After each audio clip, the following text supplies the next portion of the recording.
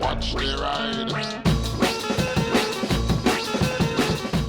Hey everybody, so you may have seen there's some proposals for changes in the CBT and particularly the progression between A2 and A1 that they're suggesting bringing in. Basically what happened was they made a load of suggestions and there was votes taken on it, and these are the things that they seem to have voted for, and it would appear that it might well happen. When it will come into law, no one really knows, and if it does or not is yet to be seen, but as I understand it, best belief is these things will become law sooner or later. The CBT, there are multiple things about it they want to change. Firstly, if you have a CBT now and you get caught for doing something, you can get up to 12 points. But as soon as you cross over onto your A2 or A1 licence, so the first 2 years you only have 6 points. And basically they want to cross that over into the CBT, so basically for your first 2 years of riding, no matter what, you'll only have 6 points. And on the CBT, I guess they'll never allow you to, that won't count as your 2 years to, you know, carry on. Oh, maybe they will. I mean, that's a question to ask, isn't it? If you're going to make people have to ride to the 6-point agreement, does that mean that you could be on a CBT and get up to your 12 points after 2 years without ever getting a full licence? I doubt it, very much so. I suspect on the CBT it'll be kept as a rolling 6 points every 2 years. It's just what you get. Do I have a problem with that? No, not really.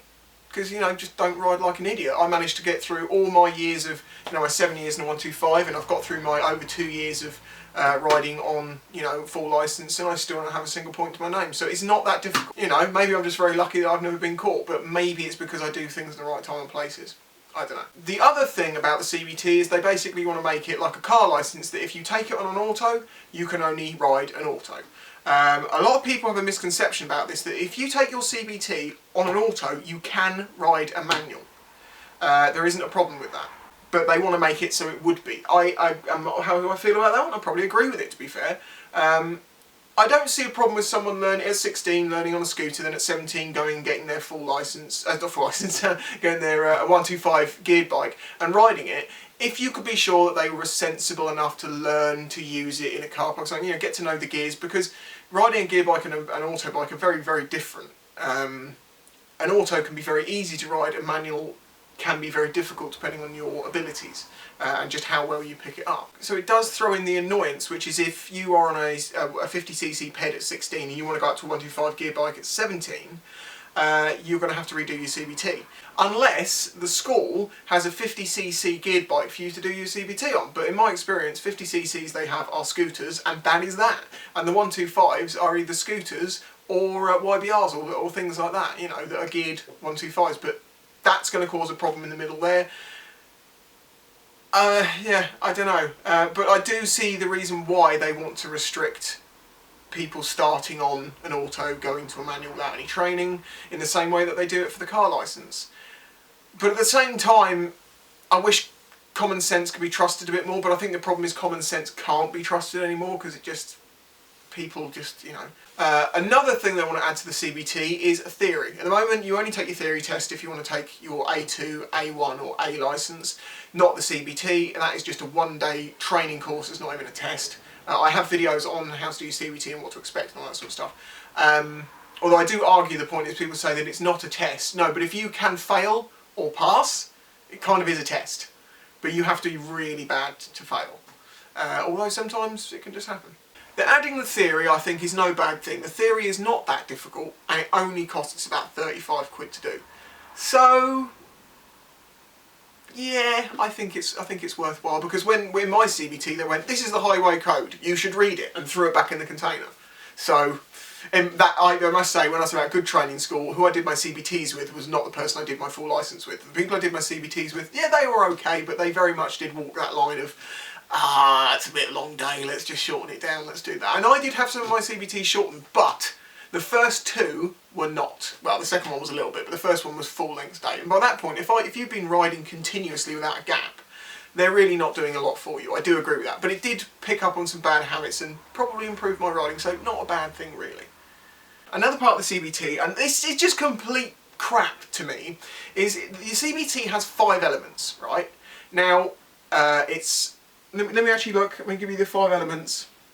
eyesight, aims and equipment, practical on-site training, practical on-site riding, motorcycle theory, and on-road motorcycle practice. So there's your 5 things. What they want to do is make on-site practical riding and on-site practical training the same thing. What difference does it really make? Because if you're on site from, you know, the way the CBT works is you're on site, you spend the day with them and then you leave. Whether you say, right, this bit is part C and D and then we're going to move on to E, or whether you say, right, this is part D and then or whether you say this is part C and then go to part D, it's all the same stuff, just labelled differently. What is the point in that? The bigger issue with the CBT is the amount of places that don't even make people do the full course. It's supposed to be an hour or so in the morning, you know, talking about everything, get you to know the bike, talk about the controls, talk about the safety stuff. Then they start doing the practice in the car park. You're supposed to do that for a few hours, and then you should have a minimum of 2 hours out on the road with your instructor. And that equals an 8-hour day, maybe a 9-hour day, depends, lunch in the middle. I don't know how exactly, if it's done 8 or a 9-hour day with an hour's lunch, but whatever. It's certainly not the hour or 2 that lots of you passed your CBTs on. And I know it's great for you because it's like, yeah, CBT easy, it only takes 2 hours. The problem comes when, if you're not so good on a bike and you don't feel so confident and you want that training and you've paid for that training and they just say, yeah, off you go, they're literally putting your own life into your hands when they were supposed to kind of help you along the way. So changing that bit in the middle of the CBT, to me, it means absolutely nothing. And more's the point that they should be keeping on top of these things.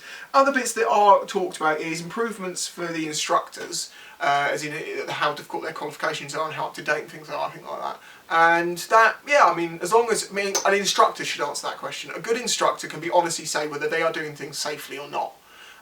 My instructor, I trusted him very much so, M&C training, down near Fareham, that sort of area. Great guy, and he really did go to the point of teaching me way more than I needed to know. Because he said, I'm going to teach you to like, you know, I'm going to really pick on every little habit, I'm going to teach you far more than you need to know, because when it comes to the test, you'll be well prepared. And that's what you want to be, well prepared, not just bare minimum. Improving quality assurance, which basically means they're supposed to be testing the centres, testing the test centres to make, well, not testing, they're testing the trainers to make sure that everyone's doing their job. Like with the CBTs, they're doing their job, because if they don't do the whole day, they can actually lose their ability to, you know, do the job, because they're not fulfilling their due diligence, as it would be called. So I don't really have a problem with either of those, as long as the instructors think that it's needed. I can't speak for people, and I can't speak for a thing I don't really know that in depth. Earned recognition awards for training schools. How do you work out that? I mean, is that earned for, like, you know, you get 10 people go through, so you get a reward? Well, no, you want to know that people are going through it safely. Do you then go and ask the people at the other end? Well, no, because if they've shortened their training, they're going to say, oh no, they were great, they did everything, I was there for 17 years, and I live on a bike now. Rather than the reality, which might have been, well, they kind of shorted this, they didn't tell me about that, but I got a pass anyway because it was about to rain in the middle of the afternoon, so we thought we'd go home early. Yeah. So there you go, that's the CBT suggested changes. I'm pretty much behind most of them. I understand the thinking. I do think in many cases common sense, we could rely on common sense, but we can't rely on common sense anymore because people aren't very, well, it's not so common basically. Yeah, the auto thing's a bit annoying, but I can understand that. But I don't know how many people crash because they're on a manual and they're used to an auto. I don't know the statistics on that, or if there is even statistics on that. But yeah, that's the suggested changes to the CBT. What do you think? I know the problem is you have to remember here, I know if one of these things puts you at a disadvantage, because you're like, well, hang on a minute, I'm about to do my CBT and that means I have to go and do a theory and blah, blah, blah.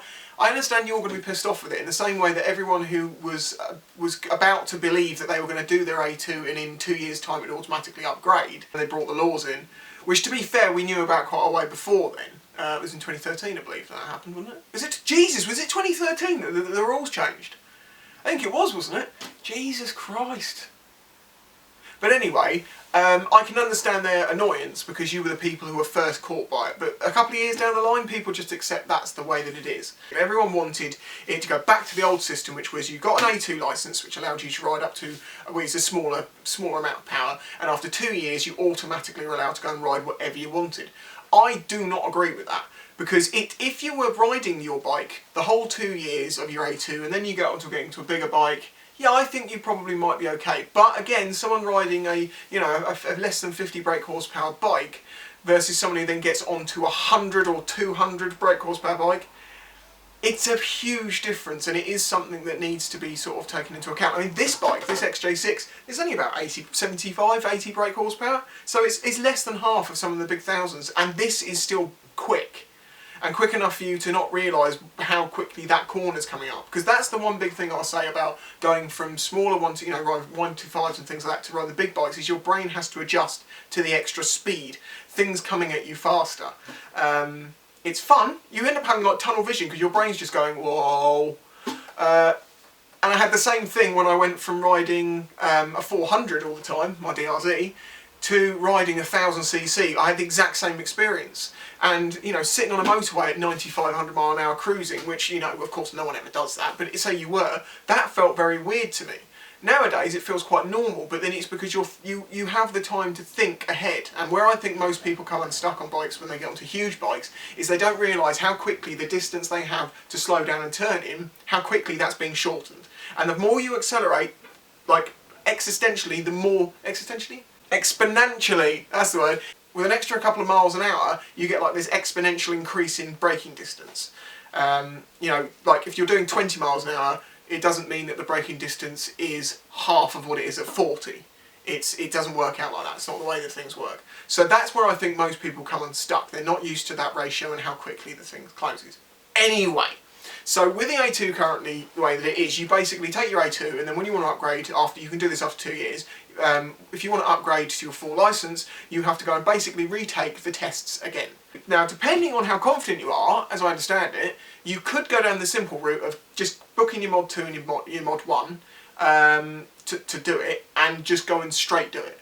I don't know how about the bike. Your bike might not be suitable for it, so you might need to get a training school for like half a day just to take you down there and borrow their bike.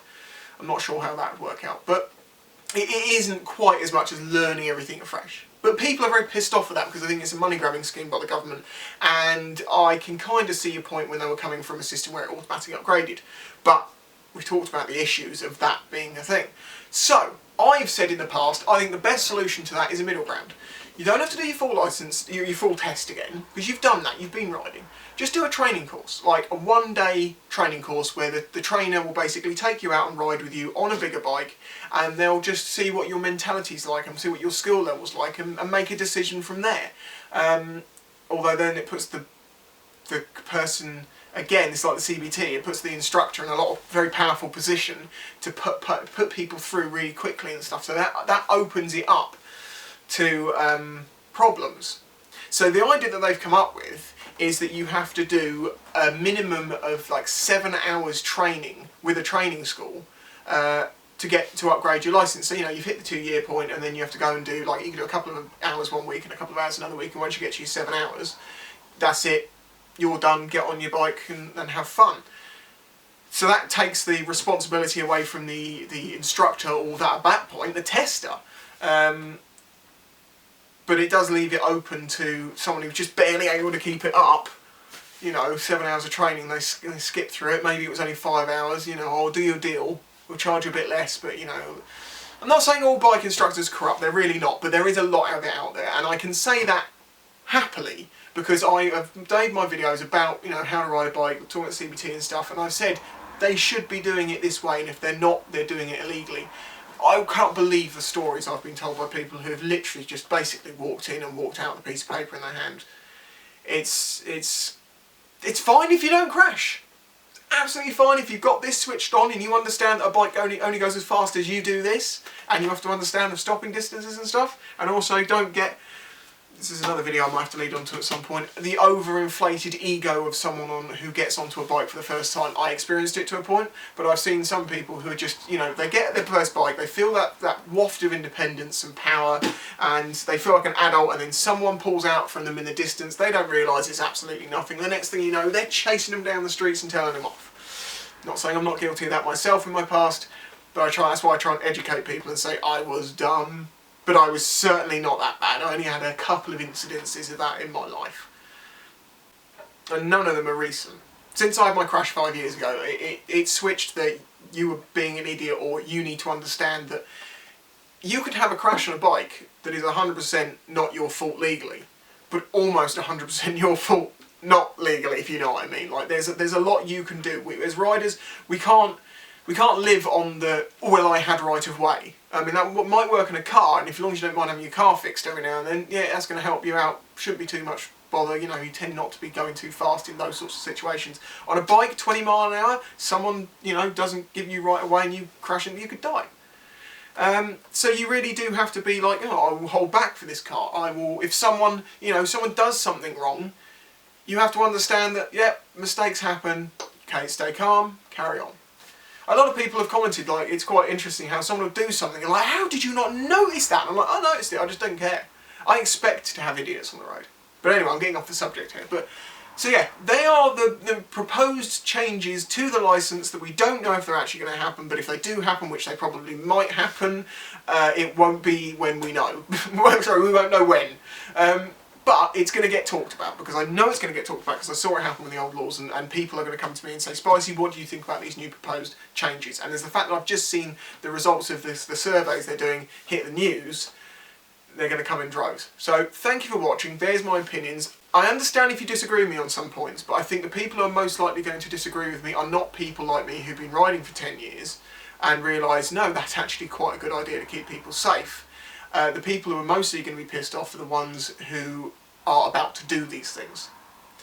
I'm wrong in some cases that there will be people either side of the line who think, no, actually that's fair enough, I don't mind taking my theory because I know I'm safer. And in the same way that some people are like, oh, we didn't need that in my day, we barely did anything for the driving test and the riding test, you know, I'm fine.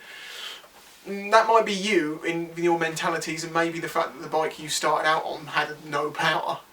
No offence, you know, but let's face it, bikes of old, 50-60 brake horsepower, are you kidding me? Nowadays, 200 brake horsepower? It's a different world. But there you go, thank you for watching, don't forget to leave a like, and also be thankful that although some laws are changing, it is still legal to filter.